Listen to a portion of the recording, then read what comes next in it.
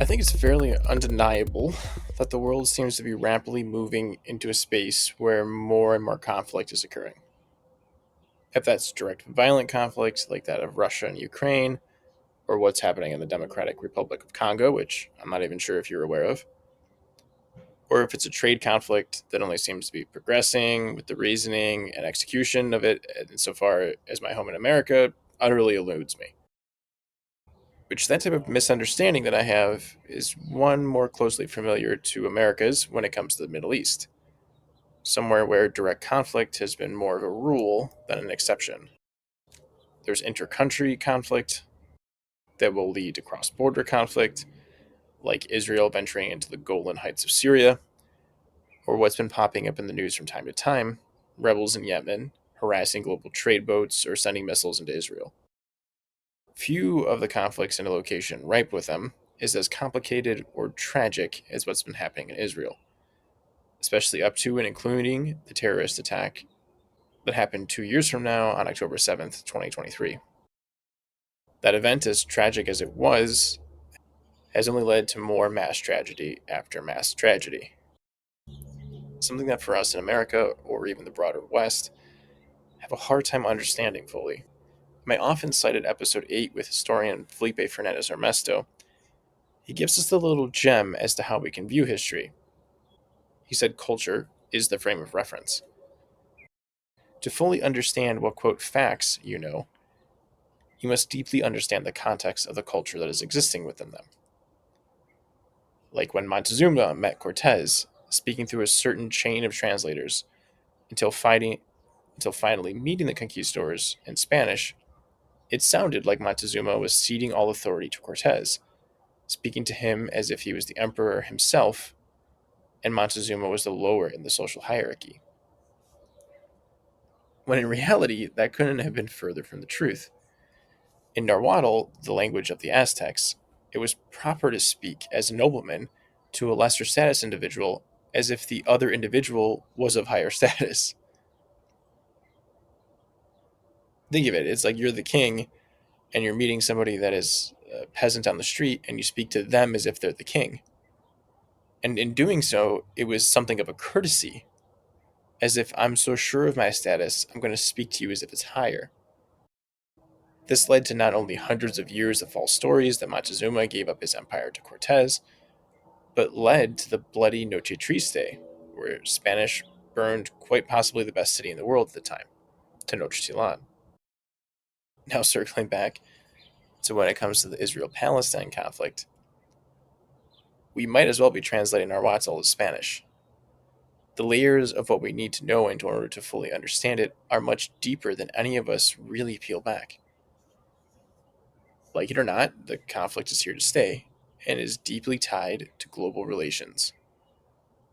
From arms deals that get sent to Israel, how this overlaps with relations to other Middle Eastern countries, spy software exported by Israel, or even the deep ties American politics has with the country.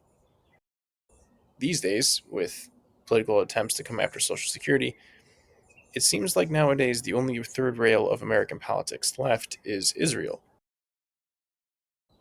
Because of these ties between countries, not to mention the very clear and tragic humanitarian crisis happening right now, it's crucial that us in America get a better perspective on the crisis and the region, and more broadly, us in the West.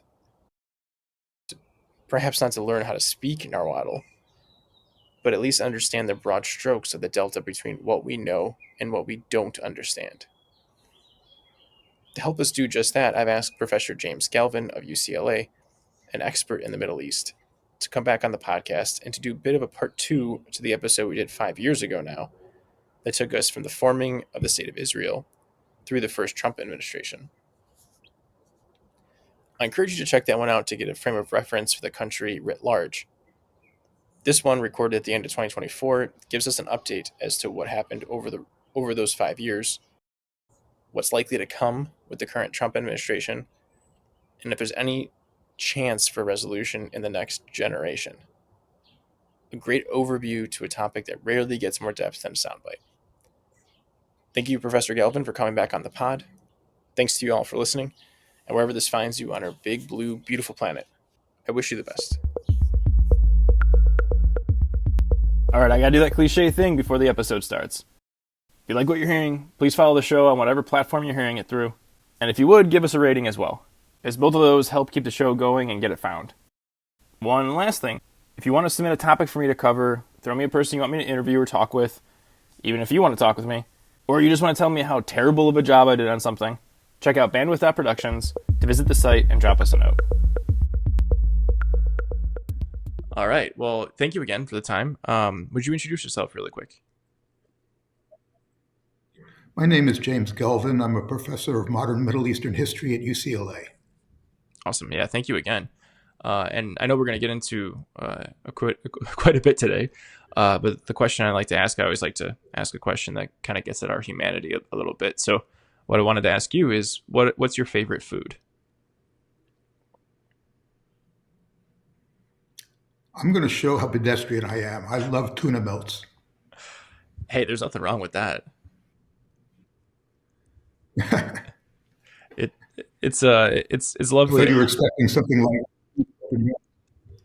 I don't know what I was expecting, to be honest. I always am, whenever I ask people, kind of like, I used to travel a lot, and that's where I got these kind of questions from, of asking people if I was sitting next to them on a plane or something, what I like to do that makes them happy, is a way of kind of starting conversation and whatnot, or what the favorite food is. And I'm always surprised at the things that I hear back. Like somebody I met he's like an oil engineer, and he told me that his thing that he likes to do that makes him happy is smoked salmon. uh, and tuna melt coming from you is totally fine to me. Okay, and you can't fault him for smoked salmon. No, no, not at all. Nor can I fault you for tuna melt. I mean, as an American, every time I'm abroad, the longer I'm away, the more that I start craving sandwiches. Yeah. Okay, so when we last talked, it was Trump's first presidency, and we're on the eve of his second one. And he had just moved not that long before the embassy in the U.S. In Israel to Jerusalem. And what I would love to understand is, since then, so we were pretty much right at the end of his time. How have U.S. Israel relations changed under Biden, or have they much at all? Well, Biden never went back to the Oslo formula, the idea of sitting down, having the Israelis and the Palestinians sit down and working out some sort of two-state solution. What Biden was attempting to do was to further the program that Trump actually began, the Abraham Accords, the idea of normalizing relations between Israel and its Arab neighbors, maybe bringing in the Palestinians at the end, but for the most part, ignoring the Palestinians. So what the big fish out there, of course, was Saudi Arabia. So what he really wanted to do was to get some sort of normalization between Israel and Saudi Arabia, and that way firm up the anti-Iranian alliance in a way that would allow for uh, sort of maintaining the stalemate in the region. Well, since that time, a lot of things have taken place. It looks like the axis of resistance, the Iranian alliance, has fallen apart, has been taken apart, actually. The Biden was scrambling towards the end to try to figure out a way of hooking some sort of Gaza settlement into the normalization of relations between Israel and Saudi Arabia, but wasn't quite able to bring it off because Israel is no longer amenable to the idea of a two-state solution. Interesting. So he ended up maintaining a lot of what was essentially the status quo going forward. Yes, one of the problems of the Trump administration, among many problems of the Trump administration, was the lack of coherence of what his foreign policy was. Trump, during his first term, was motivated by four factors. First of all, he wanted to reverse everything that Barack Obama had done before him. That included, for example, the nuclear deal with Iran. He also operated by whim. So he withdrew or tried to withdraw American forces from Syria, where they were fighting ISIS, but was slow walked by the general, so he couldn't do that. He also had an affinity for dictators. He called the president of Egypt his favorite dictator. And finally, he wanted to figure out ways in which he could maintain an electoral advantage. So he wanted the evangelical vote. He wanted to lock in the evangelical vote. And so, therefore, he made really nice with Israel. Now, at this point, there's no need to reverse Obama. There is no electoral advantage if he is going to have only 2 terms. And so, therefore, he'll be operating undoubtedly by whim and his affinity for dictators. Or let's put it instead of dictators, let's call them strongmen. And Netanyahu is certainly one of the strongmen. Interesting. Yeah, that's an interesting projection of what might be going forward, given he may have not as many constraints pandering to one of his bases. Um, one of the things that I want to ask, though, in the preceding 4 years going into where we're at now, um, is what about arms sales and normalization of accords with other countries? And I know that you mentioned that the Abraham Accords and trying to normalize relations with Israel and Saudi Arabia. Where is that at? I mean, I would like to next go into October 7th because I know that's kind of a seismic event in all of this. But leading up to October 7th, and then we can start getting into it. What were the arms sales to Israel looking like, and what was the normalization that the U.S. and was it under Biden trying to continue that normalization with, for example, the Saudis and the rest of the Arab nations? You're correct to tie the two together. The normalization of relations between UAE, for example, and Israel depended upon arms sales to the UAE. Each of the countries that normalized relations with Israel under the Abraham Accords had to be bribed to do that, and arms sales was one thing that the UAE was bribed with. Also, there was a large package sold to Saudi Arabia as well. And of course, the number of weapons that went to Israel continued. It was actually Obama that increased the number of weapons that went to Israel, the size of the package, along with the package that went to usually goes to Egypt as well. But you can't think of these as weapons per se. Think of them as a jobs program. The United States goes abroad, goes to Israel, for example, and doesn't give them weapons, it gives them a shopping list. And then the American administration goes to Lockheed Martin or Boeing or wherever goods could be produced and gives them the order. And pays for that order. So most of these armaments companies work in various places that are swing congressional districts. And so, therefore, what you don't want to do is to lay off workers during particularly a congressional campaign. So think of it not as weapons for money. Think of it as a jobs program in order to buy assurance from the electorate. Eisenhower once said, "Beware of the military-industrial complex." And this is what the military-industrial complex is actually all about. Yeah, that's that line, that speech of his is kind of making a resurgence in popularity as of the past several years, and that's an interesting way of putting it. It's almost like a wish list that another country, in this case Israel, is providing the U.S. Administration, and then the administration's turning that over to their contractors and then fulfilling it, which in essence creates more jobs in industry in those various congressional districts, which then incentivizes more of those sales abroad, in this case Israel, but any of these other countries. One of the geniuses of what Obama did was basically he made it so that the Israelis no longer competed with Americans for contracts, defense contracts. Everything had to be bought in the United States.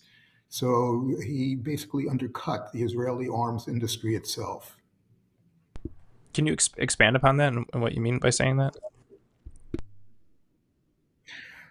Before this, the Israelis had a mixed basket of some goods that were bought in the United States that only the United States could produce, certain types of jets, certain types of armaments, and so on and so forth. And then the rest you could buy from its own manufacturers. And the Israeli defense industry is a very, very powerful one, a very big one. So what Obama did was he limited what Israel could do with American money to only buy goods from American manufacturers, which meant, of course, that Obama and the Americans would be reaping the benefits of any sort of largesse that would be going to Israel. Interesting. So any of the arms that they're going through wouldn't flow through Israeli firms or enterprises. It would have to go through the U.S. Um, does that Right. further the incentives though for this type of? Yeah, I mean, if it's a congressional, like a congressman in their district having a factory or something like that, does it further that incentive? Oh, absolutely. Absolutely. And this is one of the problems with, remember the peace dividend we were supposed to get at the end of the Cold War? This is why we never got a peace dividend. This is why we're still arming the world to the teeth. Now, the United States has this very ambivalent relationship with what we're doing. For example, when the General Sisi in Egypt overthrew the democratically elected government of Egypt, the United States first called that a coup d'etat. But then the American administration realized that you can't sell weapons to a government that takes power through a coup d'etat. So they began waffling on the term coup d'etat, and so they could continue to sell weapons. In terms of what happens with Israel, was there was this big stink that Israel made when Joe Biden limited certain types of weapons that were going to be used against civilians in Gaza, 2,000-pound bombs, for example. The Israelis say that Biden administration was slow walking the sales of all weapon systems, which wasn't true.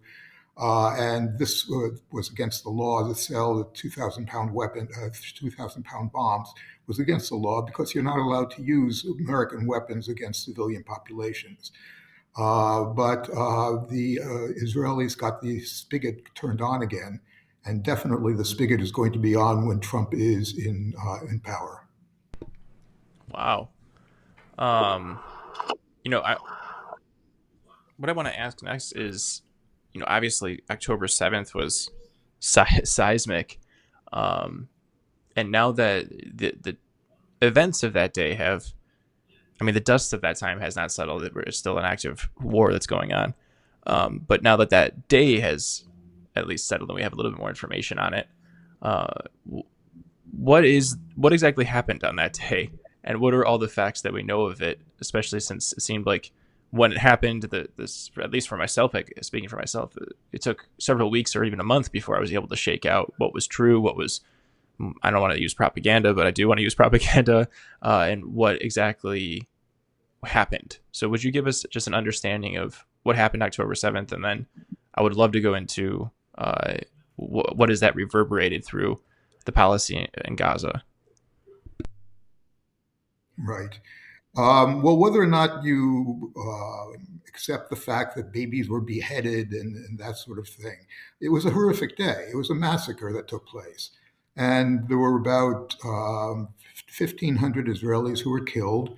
There was about 250 hostages that were taken. And this was as a result of an attack by militants associated mostly with Hamas, but also with Palestinian Islamic Jihad. What their motivation was probably threefold. First of all, they wanted to keep the Palestine issue on the front burner of international politics. And we know, by the way, that these are probably the motivations because they've been the motivations for the Palestinian national movement since 1964. So they probably wanted to keep the Palestine issue on the front burner, and it certainly was no longer on the front burner with the Abraham Accords and talk of Saudi Arabia at this point, getting just sort of a wink and a nod towards the Palestine issue, and then agreeing to normalize relations with Israel. They also wanted to get advantage over their rivals, the Palestinian Authority that rules in the West Bank. And the Palestinian Authority certainly was put on the defensive by what Hamas did. And the Israelis have, of course, refused to speak to the Palestinian Authority, which was supposed to talk in the name of the Palestinians under the Oslo Agreement. And finally, Hamas probably did what it did was to prevent any side from compromising on maximalist demands. Hamas is pressing for the as much as it possibly could get. It is not satisfied with a two-state solution. It wants a one-state solution eventually. I can't imagine that they thought that this was going to yield them a one-state solution. So I'm going to backtrack and go back to the first reason why Hamas did this. was to put the Palestine issue again on the front burner. And as I said, it was a Saudi deal, the potential for a Saudi deal, the potential for everybody turning away from the Palestine issue, the potential for Donald Trump presidency that would basically give Israel anything it wanted in terms of annexation, perhaps the annexation of the West Bank. This was something that they wanted to prevent. Yeah. It When you think of it that way, it makes sense why they would be motivated to do that, especially with the normalization. I mean, it essentially just gives away them any chance of having any type of leverage. What is the Palestinian Authority in comparison to Hamas? Well, the Palestinian Authority is an outgrowth of the Oslo process. The idea was that the Palestinians themselves would take control of areas that Israel had withdrawn from on the West Bank and in the West Bank. And it was established soon after Oslo, and it was supposed to take larger and larger sections of the West Bank as Israel withdrew from that area. Now, of course, this did not occur very smoothly. Israel didn't withdraw from most of the territory on the West Bank, but it's still the sort of governing structure of the West Bank. Hamas, on the other hand, is an organization that formed in the 1980s, late 1980s. It was came out of the first uprising of Palestinians against Israeli occupation. It's a jihadist, it's an Islamist movement. It wants the liberation of Palestine and the imposition of Islamic norms and mores in Palestine among Palestinian people. When the present president of the Palestinian Authority was elected, Mahmoud Abbas, a year later, Hamas was elected as majority in parliament, the Palestinian parliament. The groups hate each other. They've always hated each other. Hamas has never joined the Palestinian Liberation Organization, which is the organization that is the building block of the Palestinian Authority. And there's a brief civil war between the two organizations, and now there are two claimants to the throne of the leadership of the Palestinian National Movement. You have Hamas in Gaza, and you have the PLO, the PA, a lot of initials here, the Palestine Liberation Organization, which formed the Palestinian Authority. You have them in the West Bank. Now, I always compare them to a divorced couple. They spend a lot of their time talking about reconciliation, and they spend a lot of their time plotting to kill each other, just like a divorcing couple. They are basically very unlikely to unify at the present time. It's not at all in the cards. The Israelis were actually building up the Hamas in the Gaza Strip, allowing them to take Qatari money that was unregulated. The idea being that the Hamas was going to just be an administrative unit of Gaza and had dropped its militancy. Well, the Israelis got foiled on that one for sure. That's a I like the way that you put that with the divorced couple. Yeah, it certainly paints an image. So the West Bank, that is that a semi-autonomous region? Is that how that would be categorized? The West Bank is an occupied territory in which there are areas that are under Palestinian control. It's a very, very complex system that was set up under Oslo, that some areas would be under exclusive Israeli security control, others would be under joint Israeli Palestinian control, others would be under Palestinian control. The Israeli army goes back and forth into the West Bank very recently. It's been doing it, mounting a number of operations, theoretically, in order to destroy militants and militant bases in the territory itself. Now, add to this the fact that Israeli settlers are on the West Bank. There are about 750,000 settlers, including those in East Jerusalem that the Israelis don't count really as settlers. But these settlements have been expanding at a dramatic pace, particularly in the most recent period. And members of the government are strong supporters of the settlements. So basically, the government itself, Netanyahu's got a very thin majority within the Knesset, within the parliament, and so cannot really go against the wishes of the settler movement and the most radical members of his coalition. These are the members of the coalition, by the way, that also don't want a ceasefire with Hamas. They want nothing less than the destruction of Hamas, which probably won't happen, but they want the destruction of Hamas. So this is why people talk about how Hamas has sabotaged ceasefire agreements. It's not just Hamas that sabotaged ceasefire agreements. It's the Israeli government also that sabotaged ceasefire agreements with the idea that if the ceasefires are signed, there would be at least two members of the cabinet that will withdraw their support, which means that the government will fall. Netanyahu is currently under indictment for 3 counts of corruption. If the government falls, Netanyahu will likely go to prison. So it's a very complex political situation that we have going here that makes it more difficult to reach some sort of ceasefire agreement. Man, everything with the Middle East is 4 or 5 different layers of complexity.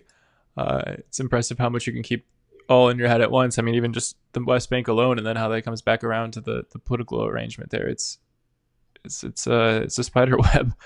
Um, something that's come up so much, and it's to the point where, and at least in the beginning of this becoming back in the zeitgeist, was Israel building up Hamas. And I mean, I think that there was a lot of, at the very least, disingenuous news about what that exactly was. So, and you mentioned it a little bit ago. What was actually done with Israel building up Hamas, and what was the time frame of them doing that, or at least even allowing it to happen? Because I'm not sure if they actively took a hand in it. Well, you have to go all the way back to the creation of Hamas. Now, we don't know the role of Israel in the creation of Hamas. It very likely participated or at least turned the other way when Hamas was being organized. And the reason for that was because Israel looked at the PLO, the Palestine Liberation Organization, as being the fundamental enemy. And the idea with Hamas was that Hamas would steal some of the thunder of the PLO and would also concentrate on personal piety and not on militant activities. Which turned out to be a mistake. So, in the very beginning, the Israelis either ignored the Hamas and allowed it to form and allowed it to sink roots into the occupied territories, or actually actively enabled Hamas. We don't really know which one it is. Now, in the most recent period, the Netanyahu government has allowed the Qataris to basically send in unregulated cash into the area in order to keep the Hamas in power. Hamas is the largest employer Huh. in Gaza. It controls things like schools and hospitals and that sort of stuff. It's by far the largest employer. And so, therefore, the Israelis thought that they would get stability by allowing Hamas to accumulate cash and to use that to distribute to the population of Gaza. The Israelis, of course, were sadly mistaken. A lot of this money went to things like building tunnels and smuggling efforts and acquiring weaponry. Wow. So yeah, that I've never heard that before about the largest employer. That puts a lot of things in context.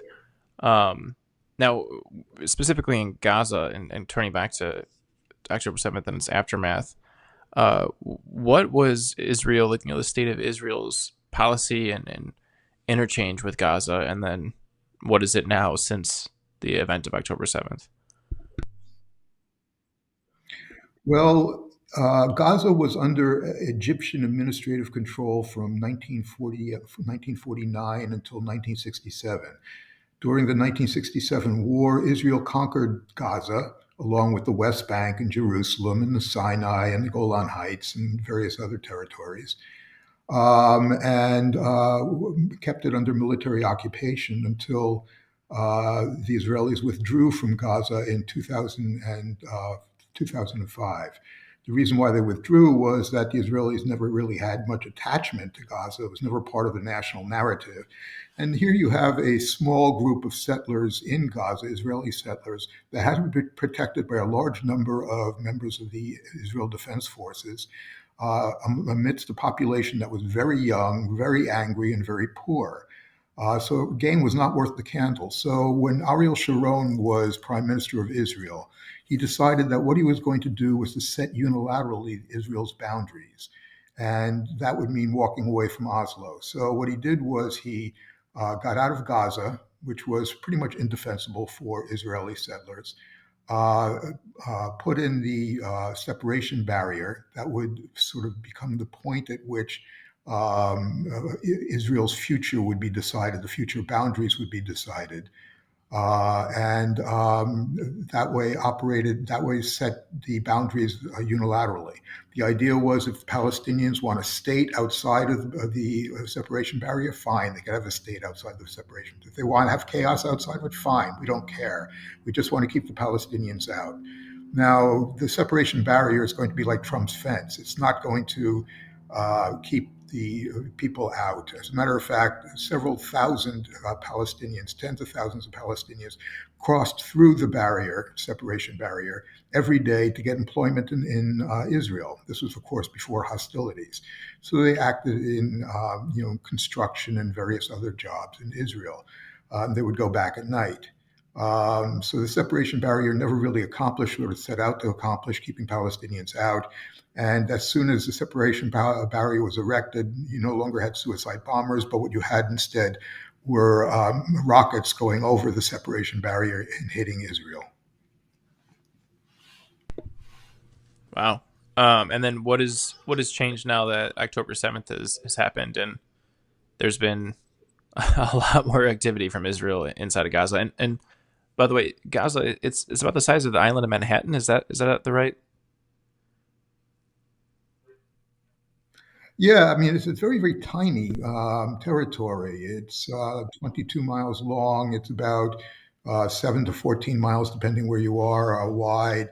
It's one of the most densely populated territories on Earth.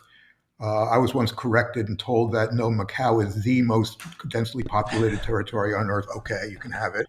But it is very, very densely populated. It is very, very young, as is most of the Arab world, under the age of 15 or so. A Oh large wow. part of the population, about 20% of the population, is under 15. Yeah, I mean, that attests to the success of certain ways in which state building has taken place in the Middle East. Now you have the children of their baby boomers. And this you see throughout the region. But what this does is this creates a lot of pressure. There's a lot of pressure on the job market, for example, a lot of pressure on the housing market. There's a lot of poverty. In Gaza, the poverty rate is through the roof. The population is extraordinarily poor. As I said, very, very angry as well. So this is sort of like the profile of what Gaza is. Now, since the war, Israel has been using weaponry that should not be used in predominantly civilian areas and has killed approximately 45,000 Gazans and wounded a lot more. A lot more are trapped, about 10,000, they think, are trapped underneath rubble. The northern Gaza is on the brink of famine. You've had diseases in Gaza that have been eradicated. There was a brief flurry of polio cases, for example.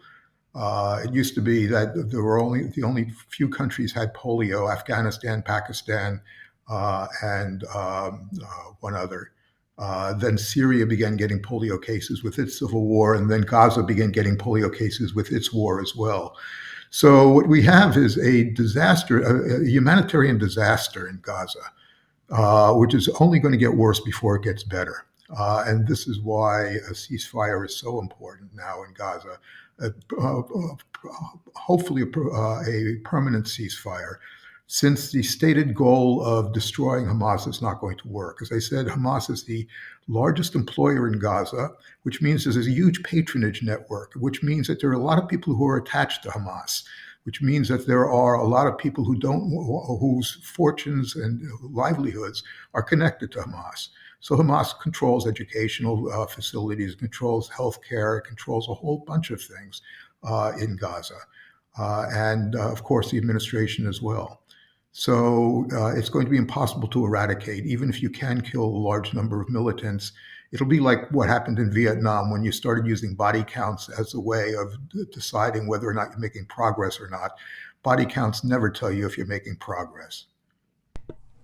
No, it's just, if anything, it's just another metric of the suffering. Yeah, the analogy that's coming to mind when you're speaking about Hamas this way, it's similar, in my mind at least, to the CCP, where it's incredibly difficult to separate the government and commerce, or really any way that you're interacting with the economy.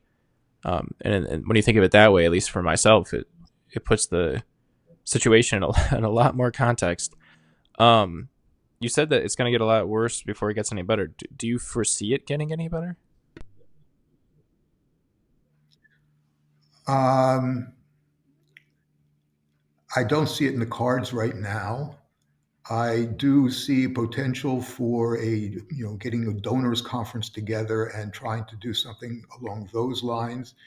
But the whole thing depends upon Israel. Israel controls all the borders to Gaza, controls the coast of Gaza as well. It controls the electrical grid, it controls the water supply to Gaza, etc.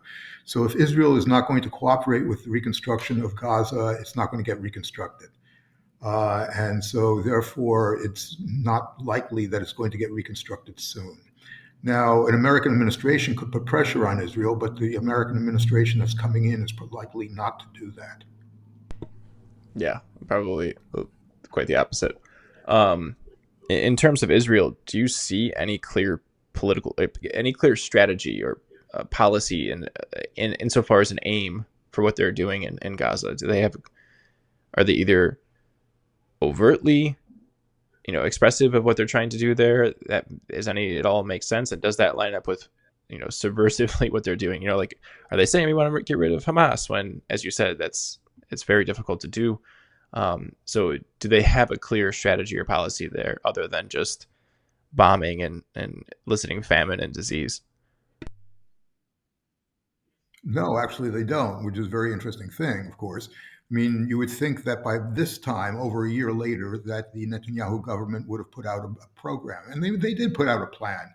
But the plan starts with eradicating Hamas and getting the hostages back, which the Israelis are not proceeding as one would expect them to do to get the hostages back.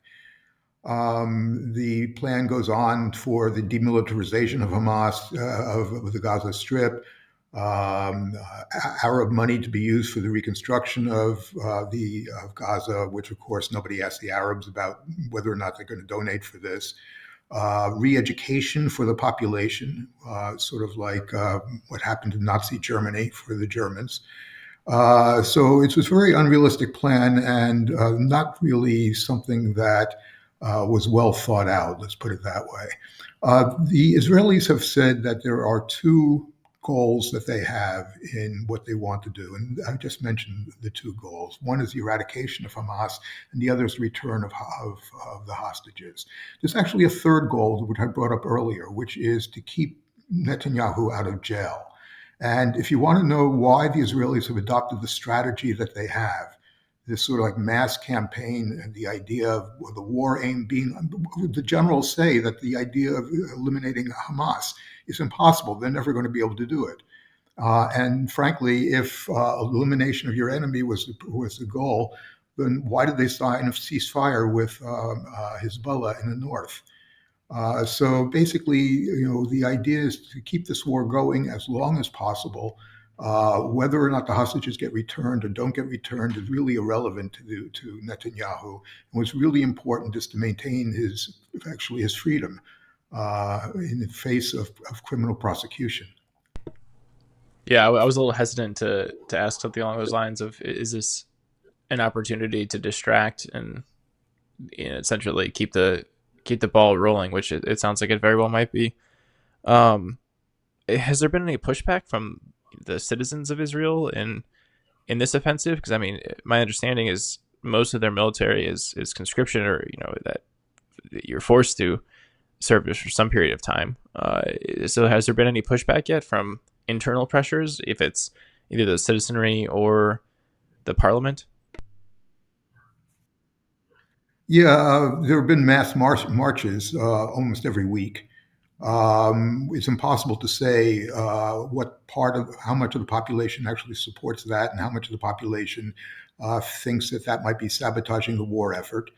The Israelis, by the way, do not see what's going on in Gaza on TV, and the media is very, very constricted in what it shows, what it tells. So they don't have a real idea, as most Israelis, about what's really going on in Gaza, from their own media. I assume most of them are hooked into other forms of media as well, though. The population, of Israel is at this point very, very strongly opposed to a two-state solution. But the thing about public opinion in the Middle East, and particularly in the Arab world, but also in Israel, is that it's unreliable as an indicator. First of all, it fluctuates according to events. And second of all, in most of the Middle East, people don't want to bring trouble on themselves by saying what they really think. They prefer to follow the government line. Israel is a bit different in that, but in most of the Arab world, for example, you're not going to get a good view as to what people think of their governments. I mean, you read all this stuff all the time about Hamas is popular, Hamas is unpopular, and so on and so forth. It's really not something that we know now. Look at what went on in Syria, for example, in terms of the unpopularity of the government and the way that that's been manifested in the last couple of weeks. Yeah, there's I forget the political scientist who came up with it. It was like preference falsification, and the example of being the fall of the Soviet Union and how no one was expecting it, and the reason was because what folks were saying externally outside of their home, but when they weren't behind closed doors, was expressing something totally different than what they were inside. So once enough people started standing up and saying they weren't for this anymore, it was a lot quicker of a fall, which I could totally see that happening in some type of situation here. When you said that the Israeli media is quite constricted, I think is the word you used. Why is that? Is that just the media apparatus they have there? Is there some type of state control over it?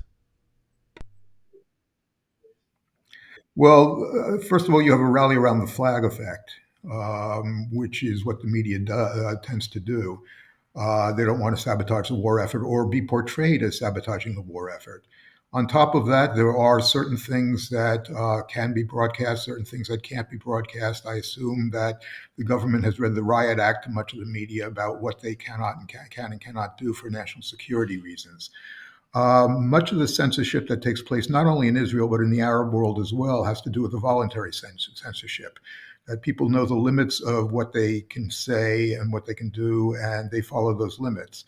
So when I was in Syria, for example, I used to visit a lot, and I used to have dinners at this family's, a Christian family's house, and they used to tell Assad jokes right and left, and about just Assad being so stupid and being corrupt and so on and so forth. But once I asked one of the sons who was had been in the military whether he was at the massacre of Hama, where Hafiz al-Assad, Bashar al-Assad's father, had bombed the city when it was taken over by the Muslim Brotherhood. And he just put his finger up to his mouth and indicated that I shouldn't say anything about it. So everybody knows the limits of what can be said and what can't be said in these societies. Interesting. And the limits are mostly self-inflicted. That's very interesting. That yeah, self censorship is the almost the easiest form of policing it. When I think of something at scale like that, once again, I'm thinking of how the CCP operates in a lot of ways. Um, when it comes to the offensive in Well, Gaza, think of America. oh, go Think of ahead. America after 9/11. After 9. think of America after 9/11. I mean, basically, Bill Maher and several other people, a couple of academics, got into real trouble by calling into question the narrative of 9/11. And by saying, Bill Maher said something to the effect of, it takes courage to fly a plane into a building, but it doesn't take courage to, bomb something from 3 miles up, and he got castigated for it. So there's a lot of self censorship, and there's a lot of sort of like a consensus as to what can be said, how early it can be said, and so on and so forth. Oh yeah, certainly. That's a great example. I mean, the one that I always think of whenever someone brings something up like that is the Dixie Chicks, and how everyone was smashing their CDs and all of that, or even uh, it became freedom fries when the government of France was questioning Iraq Right. and all of that. No, that totally makes sense. When it comes to the Right. support of the offensive in Gaza, is the U.S. providing any support in that offensive, either through logistics or arms? Well, early on, it was said that there was intelligence support that was being given, and of course, arms to the Israelis. By the way, during the Israeli invasion of Lebanon, Ronald Reagan twice cut off American arms shipment to the Israelis when they were bombing civilians in Beirut, using those weapons to bomb civilians. So the American government does have the capacity to cut off arms to Israel if it chooses to do so. It just hasn't chosen to do so at this point. But overall, the United States has been very supportive in other ways as well. Probably the greatest support of the United States was in the UN Security Council, where it's blocked resolutions condemning Israel or showing support for the Gazans. Yeah, well, isn't that unfortunate? Has What about the cooperation with Israel and what it was aiming for with other countries in the Middle East? Has that changed? I mean, obviously, it changed once October 7th happened. Especially like Saudi Arabia, for example, it seemed like there was going to be a chord struck. Now that it's been some time since that happened and the offensive is happening still presently, has there been any conversations with Israel and any of these other countries in the region of starting to normalize talks again, or is it just completely off the table while this offensive is going? Think of it as crickets, probably then more than off the table. It's an embarrassment for these countries. They've said things about the invasion that have been sort of like milquetoast condemnations. Saudi Arabia has pretty much said that is all normalization talks are off the table until there is a ceasefire and actually a resolution to the Gaza question, not just the Gazan question, to the whole Palestinian question. The Saudis are demanding concrete steps be made towards a two-state solution. But we have to understand that the Arab states, Israel, the Palestinians have been down this road multiple times before, where the Arab states have been more than willing, if it's in their interest, to sell out Palestinian interests. They can't do it at certain points. They can't sell out the Palestinians because of popular opinion on the street. But for the most part, they see their own uh, needs, their own what they really have to accomplish as a state, very, very differently from supporting of the Palestinians. So the support of the Palestinians is always good in order to win over public opinion, but it's never something that these states will actively follow through, particularly if it weakens ties to another state that potentially would join the anti Iranian alliance. Now, these states, the Gulf states, have a lot to be grateful to Israel for because Israel has basically taken apart the axis of resistance. It has weakened Iran. It has destroyed or has weakened severely Hamas and Hezbollah. So much so that Hezbollah was not able to intervene into Syria. So the Syrian government's been overthrown, so that the Arab governments have a lot to be grateful for. Now, at this point, the Arab governments fear a chaos in Syria more than they feared the Assad's dictatorial rule. But they will be won around if Syria, for example, is dominated by a Sunni grouping that, like for example, HTS, that is able to impose some sort of order in Syria. That's By the way, one of the reasons why the Arab states have been so ambivalent about Syria is that the government of Syria is probably the world's largest supplier of Captagon, which is a opioid. And this just flooded the market in the Middle East, Jordan, and the Gulf countries with Captagon. So Syria has become sort of like the drug pusher for huh. or a narco state in the region. No, I don't think I've heard that anywhere. That's interesting. Yeah, I was actually gonna bring it there. I totally when I was prepping for this forgot to bring up Syria. Which since you brought it there, what has what do we understand has happened and is currently going on in Syria, and what is Israel doing in the region? Because I know that there was some news I was reading. I think it was The Economist talking about the Golan Heights and further pushing into the territory. You know what happened in Syria, and there was Assad, and Assad has now fled to Russia. It seems. What has happened, and is Right. is it completely, is it a failed state? Like what is currently happening there? Because I'm sure you probably are much more aware, but it seems rather opaque from anything I can gather. Well, it's a situation that's constantly in flux. I mean, the civil war was in a stalemate. Large parts of the country, most of the country was actually dominated by the government. But this group, HTS, as it's being called in the United States media, use the weakness of Iran, Russia, which is oriented towards Ukraine, and Hezbollah, to launch a offensive. And their offensive was as effective as ISIS's offensive in Iraq. Was able to conquer huge amounts of territory very quickly. So they took the belt of cities that stretched from Aleppo in the north to Homs, Hama, and then back down to Damascus.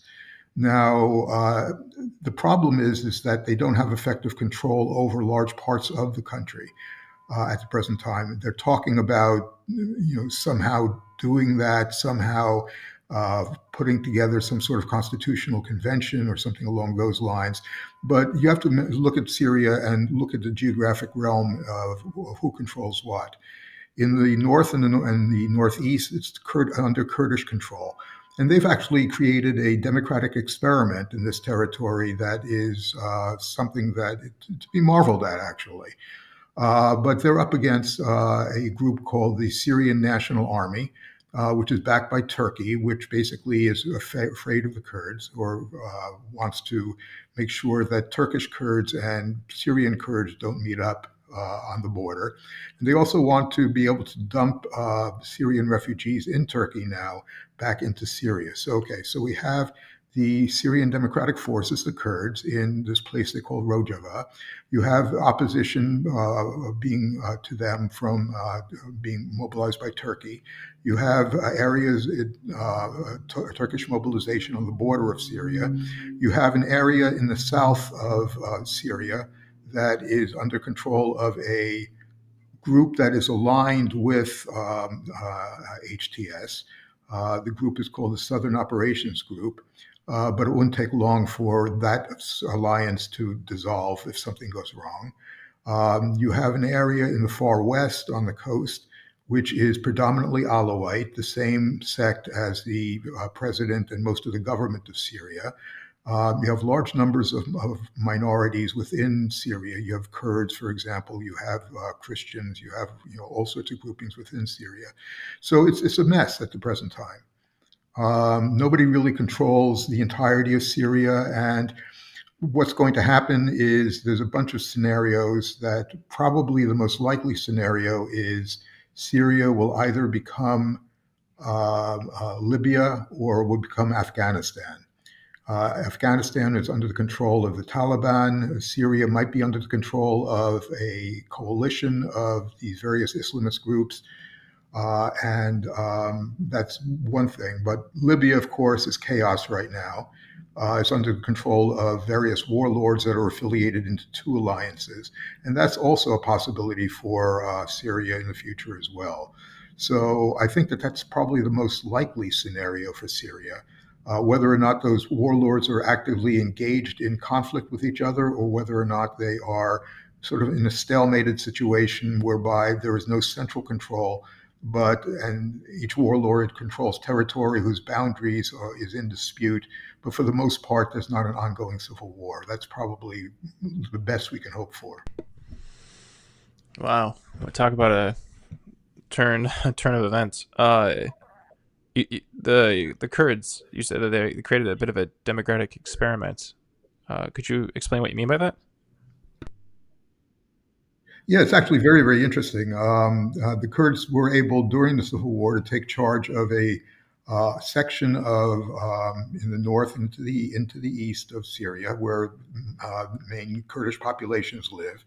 And then what they did was they established a decentralized democratic government with elections, with representation all the way down to a sub urban area.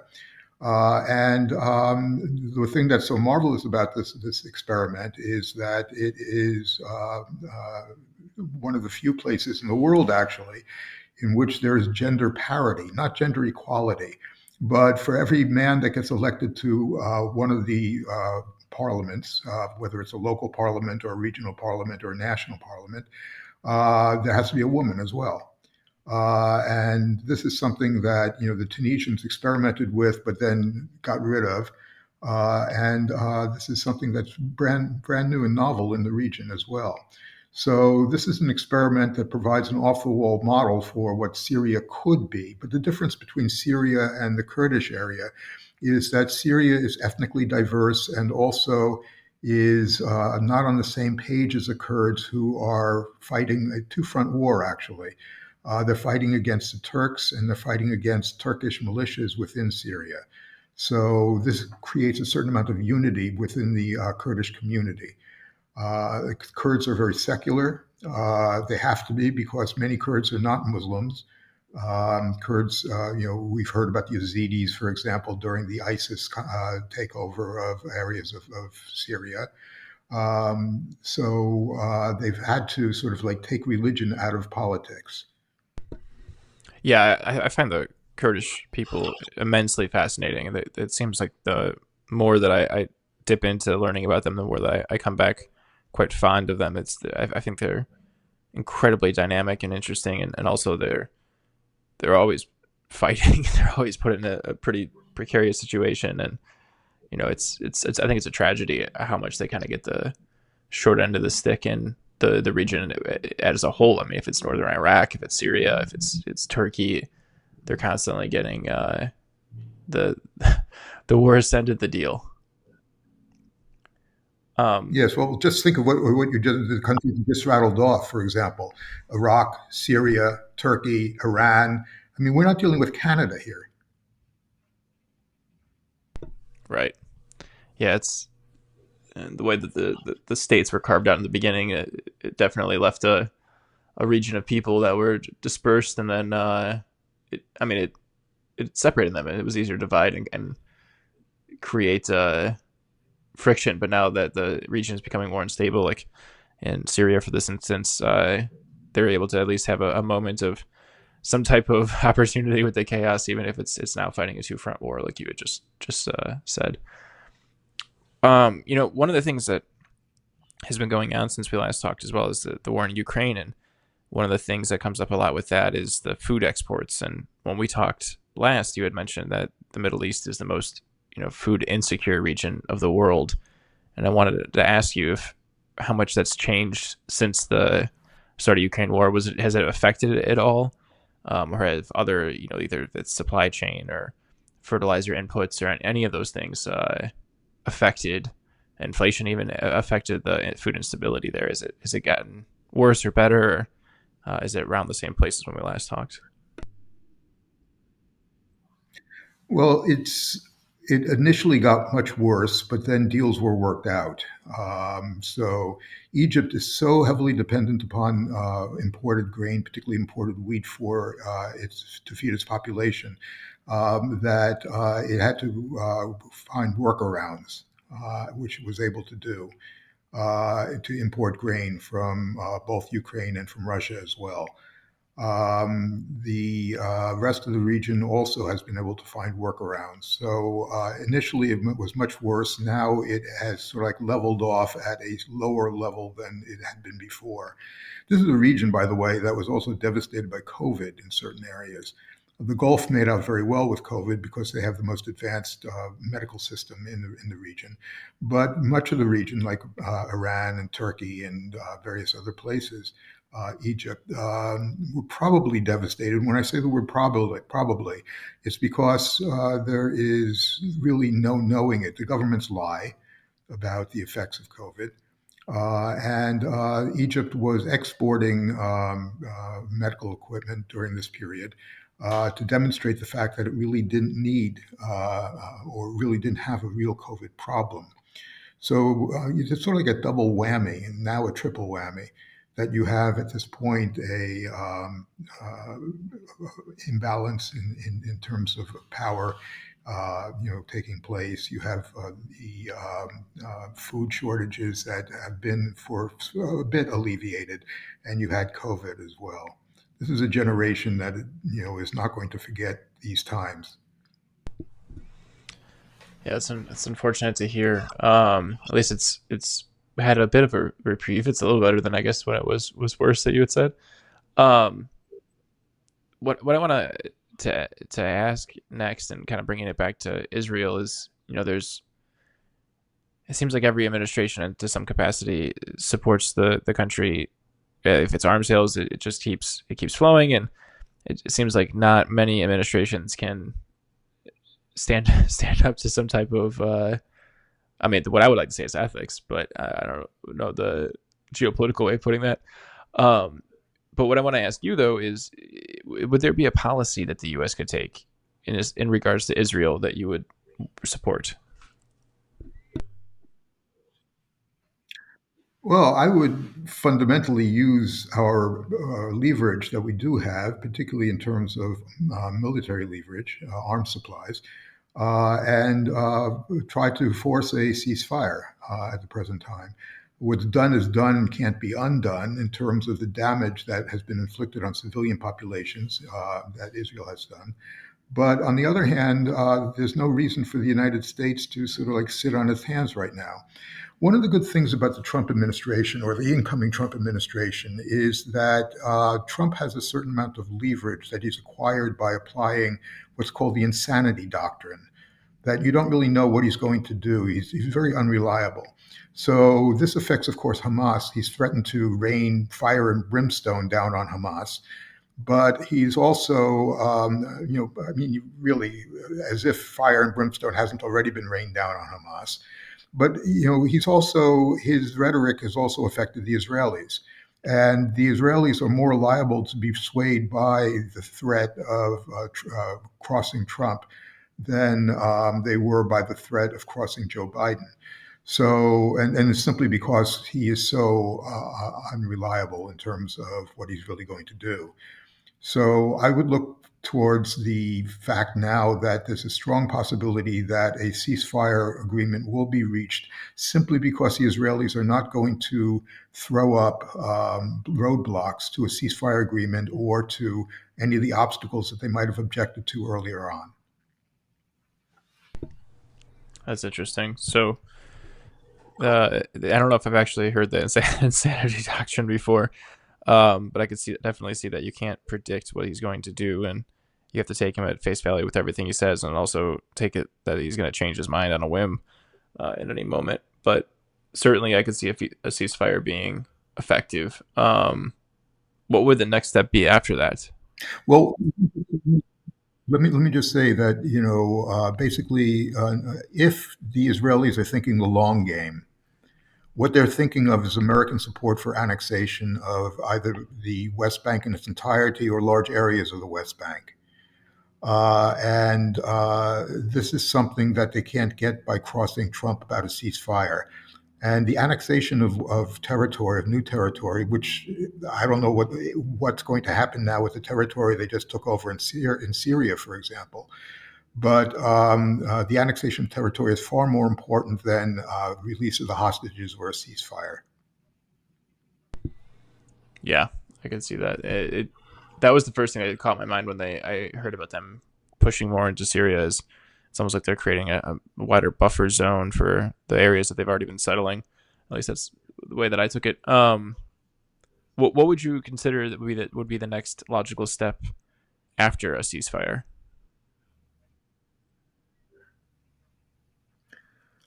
Well, I would propose a redoing of Oslo, another Oslo sessions, a set of sessions, but that's going to be futile. I mean, I basically don't see any way out at the present time. It looks as though the ball is now in the court of the Netanyahu administration in Israel, that they've pretty much taken away Iranian deterrence. So that I think that the best we can hope for is not an Israeli attack on Iran that will drag in the Americans, and that hopefully we can look at Israel withdrawing from the territory that it recently seized from Syria. What's going to happen in Gaza is anybody's guess, but the idea of humanitarian assistance for Gaza is something that I said before is going to be in Israel's hands, and they don't look too inclined to enable it. Yeah, I would imagine. Um, so we're looking at another generation or so of probably a status quo before we can potentially see any type of change once there's something that might spark a difference in behaviors or attitudes. Yeah, I mean, basically, I mean, wish I could be more optimistic, I'll take but at the realistic, present honestly. time, I don't see any way out. Yeah, I mean, Okay, I just don't see any way out. no, I mean, I could see it getting worse before it gets better. yeah, no, I mean, I definitely see that too. I mean, like I said, I'd rather take realistic than optimistic, even if it's a little stark. And I mean, one of the things that frustrates me with a lot of the way this is portrayed is it's not necessarily seen as the whole picture in the way that you've been describing it, which I do appreciate. Um, the thing I do want to end on is uh, when it comes to the region, how do you see the region evolving in the next, I don't know, choose a time frame, 10, 20 years? And do you see any parts of it being a bright spot on tilt versus the rest of it? Or is it going to be this instability we're seeing now is likely to continue to project into the future? The region faces so many problems in terms of human security that I'm not very optimistic at all. Not only is there conflict and bad governance throughout the region, but conflict zones have expanded. I mean, who would have imagined 10, 15 years ago that the Red Sea, that the Eastern Mediterranean, that the Nile River Valley would become scenes of conflict, which they potentially or actually have become. Who would have seen the demise of states like Libya and Yemen and Syria, for example? And it goes beyond warfare and administration. It goes to things like climate change. Whereas the Middle East is warming at twice the rate of most of the rest of the world, huge areas are being what they call desertified, made into deserts. Um, there is a large number of cities that are built along the coastline that rising water levels are going to devastate as well. The Middle East is dependent upon climate dependent agriculture and food imports, both of which are going to be affected by global warming. So I'm not really very optimistic about the region and the stability of the region and the future of people within the region. I think that this is probably one of the classical worst times to be in the Middle East. Yeah, I can certainly see that. It's yeah, it's unfortunate, especially because of the the amount of issues they have to face. And I mean, one of those would be devastating, let alone all of them at once. And then you throw in culture and tensions, and now you just have even more complexity to deal with. What about the Saudi Arabia? The, what is that strip city that they're building? Nome or Noem or Neom? I can't remember how it is. Um, what do you think about that? Is that going to be something that's all going to be? Is it just a publicity stunt? Is it something that you see being, actually effective? Because there's quite a bit of effort being done by Saudi Arabia to. I think the term they're even using is Right, is right. diversify. Right, exactly. Getting out of oil, getting out of the roller coaster of pricing, and getting out of its dependence on the international economy. I see this as an extraordinary boondoggle, which hopefully will fail. And the reason for that is that it is going to be a smart city in which you have an authoritarian government that's going to be taking data, 90% of people's data, on a voluntary, as you put it, as it could be put in quotation marks basis. It's dystopic. It's not something that it's being played with mechanical dinosaurs and flying taxis and things like that. The reason why it's built as it's being built on the idea of the line is that there's no place in the line for people to congregate. I mean, this is something that many states in the Middle East, Egypt, Kuwait, and various other states as well, are rebuilding cities or building new cities. And the idea being that these cities are not going to have a Tahrir Square. They're not going to have a place where people can protest. They're not going to have a place where people can gather. And this is exactly what's going on in Saudi Arabia. Add to that the conditions under which people have to work to build the city. Add to that the what's happened to the tribes that lived in that area. Many have been expelled. There's been capital punishment inflicted upon tribal leaders who have resisted the Saudi attempts to remove them. I mean, this is just one big horror show. And if anything encapsulates, the worst aspects of the Middle East, it's going to be Neom. Well, shit. that that's exactly what I was wondering if it was going to be, and thank you for putting it in such a succinct way. Um, yeah, my day I guess the day job, the things I do most of my time is in tech, and I've seen the influence of the Middle East, and if it's the UAE or Saudi Arabia start to come in, particularly in AI, and that's one of the things it's a little interesting to me. The cognitive dissonance that's going on with a lot of that investment and uh, partnership that's been going on. I mean, Neom is one of the things that gets brought up with it because they're trying to make the smart city and data centers there and whatnot, but also chip development. They're investing heavily in that, as well as AI companies or even giving out grants and whatnot. So it's interesting to see what's actually hiding behind all of that. And I mean, the only thing I can think of is cognitive dissonance of what incentives for profit do above all. But Yeah, and think of it this way also. I mean, there is a link between the normalization between Israel and some of these really horrific regimes on the one hand, and the export of the Pegasus spyware, which is a very effective spyware that Israel has manufactured and has, pretty much is exported now to some of the worst dictatorships on earth. yeah, and it's used for all kinds of things. I mean, I think the one that's most famous and I guess the news junkies. I don't know which slice of the population of the U.S. found out about it, but the attempted hacking of Jeff Bezos' phone through WhatsApp or whatnot. That was kind of the first time that it became into the more popular zeitgeist. I'm not sure quite how many people know that, but the what Pegasus can do is insane. And I mean, at the time, when that happened, you needed to be able to click a link, and now it can just get into your phone without that. Um, it's the bend towards authoritarianism leaves a lot of opportunity for I don't know, nefarious action, that it's an incentive for it is really what I'm kind of grasping for. But hey, thank you again so much for your time. I really appreciate it. You're a wealth of information on the Middle East, and I really appreciate you taking the time to kind of give us an update on this, both in Israel and what's Yeah, been thank you. going on there, and as well as the region as a whole. I think the region, it gets a lot of attention because of what's happening there, but never quite to the depth and context, especially context that you're able to provide. So I really appreciate that.